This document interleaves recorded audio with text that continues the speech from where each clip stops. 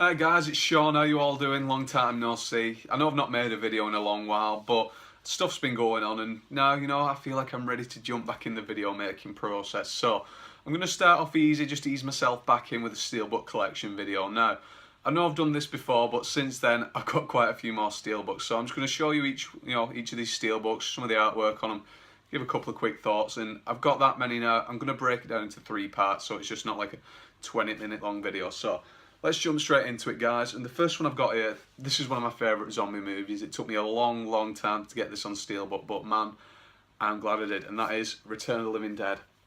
Now, I know a lot of the younger people won't have seen this one. I feel like it's one that the younger generation would have kind of missed, and it's just a really great zombie movie, guys. Not your traditional zombie movie.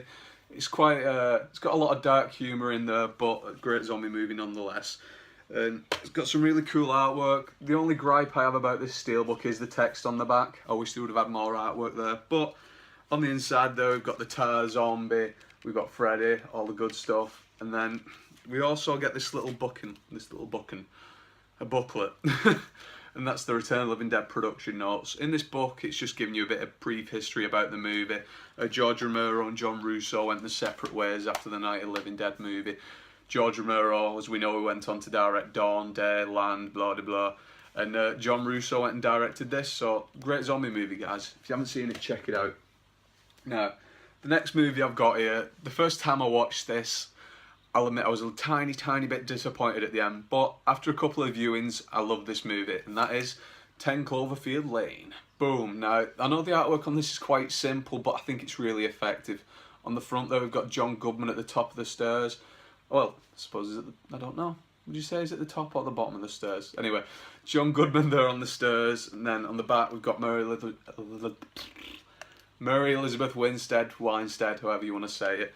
And then on the inside, we've got John Gallagher Jr.'s character Emmett there. Now, really great movie, guys. Personally, I wish the ending would have been different, but after watching it a few times, it's not such a gut punch anymore. I can accept it in there. I can see what they were going for. So, moving on. This was one of my favourite horror movies of last year, guys. Hands down, one of the best horror movies I've seen in a long time, and that is Don't Breathe. Now, on the front there, we've got Stephen.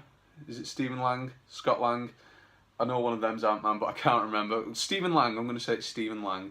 And then on the back there, we've got the house that they all break into. And let's see what we've got on the inside there. We've got, I think her name's Jane Levy, I'm going to say.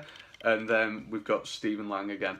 Now, Fede Alvarez, who directed this in the Evil Dead remake, it was recently announced that he was going to direct a Labyrinth spin-off. So, I'll be interested to see that. In my eyes, he's 2 for 2. He's made 2 great movies, so I'm interested to see what else he can do.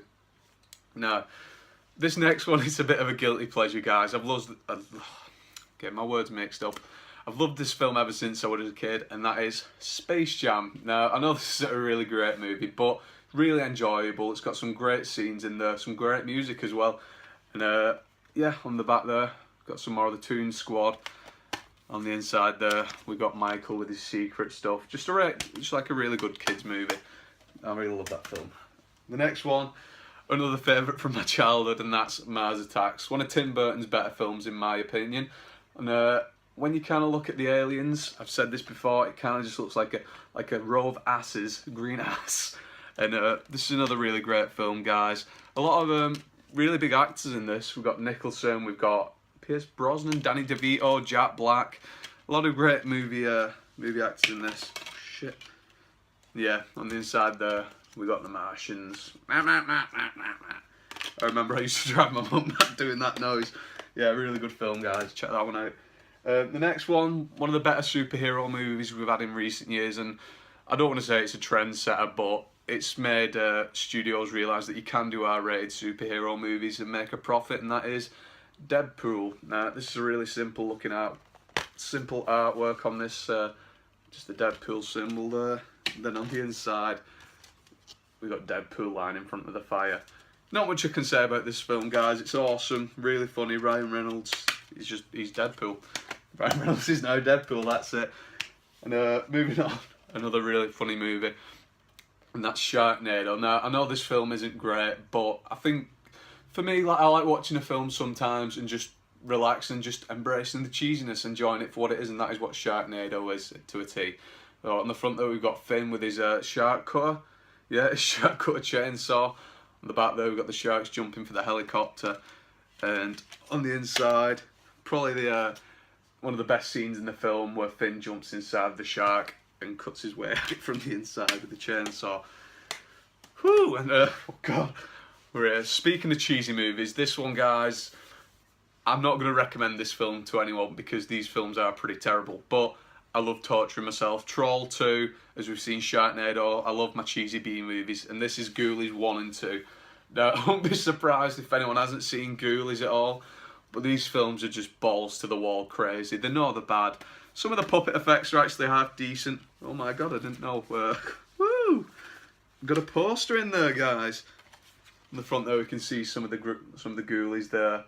Some really cool little puppets there. Let's have a quick look at this poster. I didn't even know there was a poster in this, guys. I've watched both these movies, and there we go, Ghoulies 1 and 2. It's just the artwork off the front. Now I've got to try and get the poster back into the steelbook without damaging it. Whew, done it.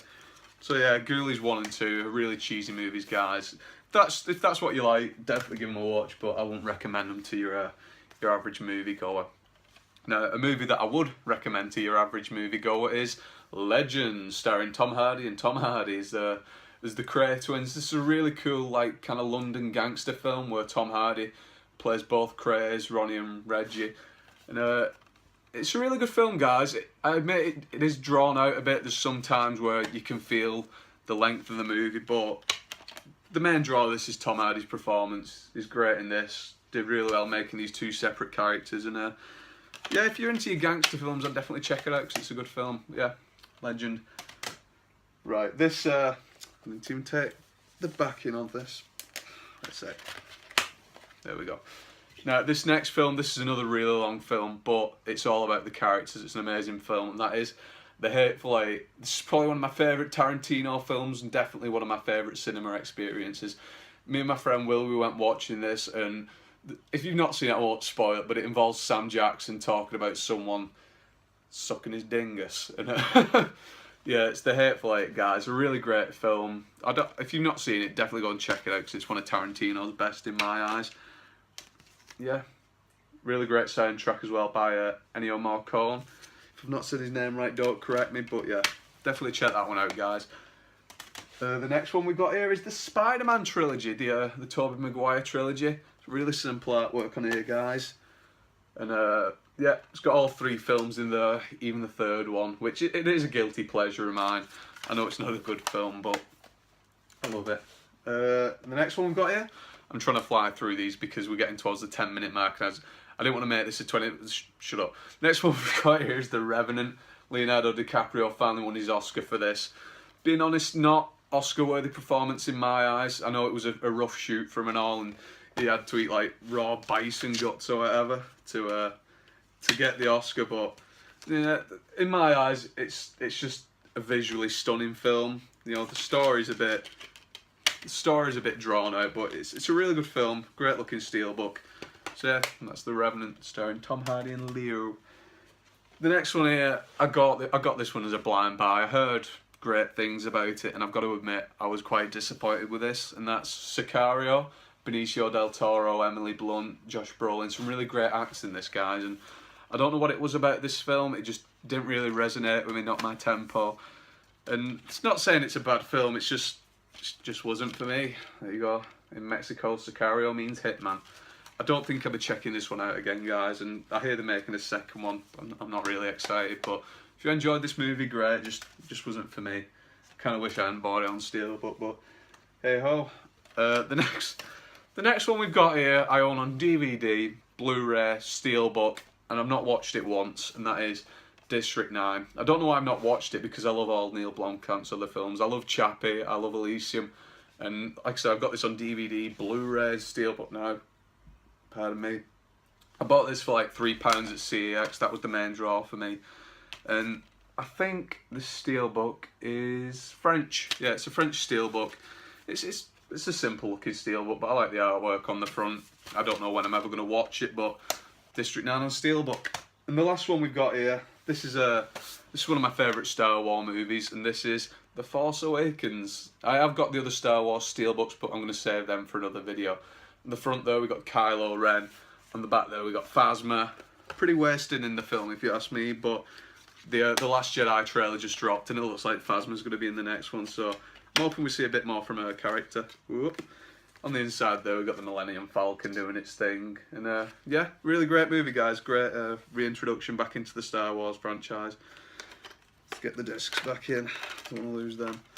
So yeah, that was my Steelbook Collection video guys, that was part 1, so I'm going to do another two parts to this to show the rest of my Steelbooks because we're at the 10-minute mark now and I'm already just chatting on. So I hope you enjoyed this video guys. If you did, make sure you subscribe, keep coming back, check out my videos. I'm hoping to do more videos now. I'm kind of in the right mind frame to do them. So yeah, if you enjoyed this video, hit them thumbs. I'll see you next time. Bye bye.